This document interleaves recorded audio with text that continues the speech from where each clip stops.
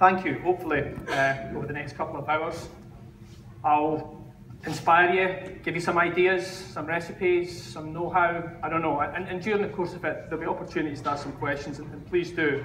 I'm not going to say I can answer them all, but I'll give you my best shot. There's also lots of chocolate to taste, so I hope you're all prepared for that. So, as Julie just said, I'm originally from Methil, which is, it's actually technically about Cavan, I suppose, but we're just down the road. And both my mother and father were Methil. Well, actually, my mother was actually born in Leaven. She was at the posh end.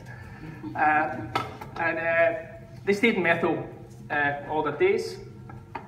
And you know, I grew up in this area, you know, in the 80s really. I was an 80s kind of boy.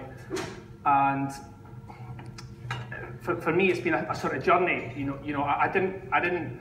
My father was a docker, and my mother worked for British Gas, and then Scottish Electric. So there was no real connection with me and what I did to become a chocolatier, a patissier. In fact, I wouldn't even know what it was when I was 15 years old when I was finishing up at school. And when I finished up at school, after I guess many years of what a lot of young boys do, I didn't pay enough attention. So I was in a situation where, you know, I had to do something or I was going to drift along. Now, I was kind of fortunate in a way, maybe even a little bit subconscious to it all, but my grandmother, Peggy McCool, her name was, and she lived up the Broom in Leaven. And Peggy was a good baker, and I think when she had been younger, she worked in a few private houses, etc. And she knew how to make a good Swiss roll, a good Dundee cake, etc., etc. And on a Saturday afternoon, of course my father would be busy on a Saturday afternoon.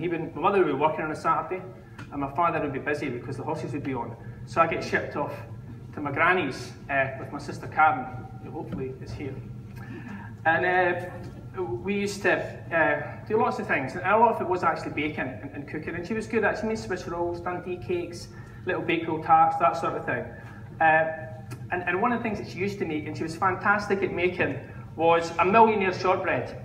So without further ado, because I think it's always good to eat when we talk, a little tribute to my granny. So we've got a real Scottish butter shortbread, as you would be the old 321. Required to pass these out. A little sort of toffee caramel on top, and then it's coated in a chocolate that I'll work with, and I'll talk more of it during the course of the day. It's an Amadeus 65 chocolate. So there's a little tribute to my grandmother, Peggy McCool, her millionaire shortbread. William, you mentioned there Amadeus.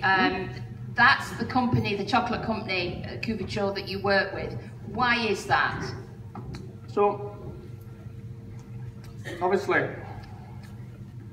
as a chef, I worked in a lot of good restaurants over the years. So after, I guess I decided at 15 I was going to go, what actually happened? Let me come back to it, because it's a good question, and it's probably part of the whole journey, but it kind of comes in later. When I was 15, I didn't really know where I was going. In fact, I still wanted to be a football player, but I was absolutely hopeless. I was like a stick insect on the outside left.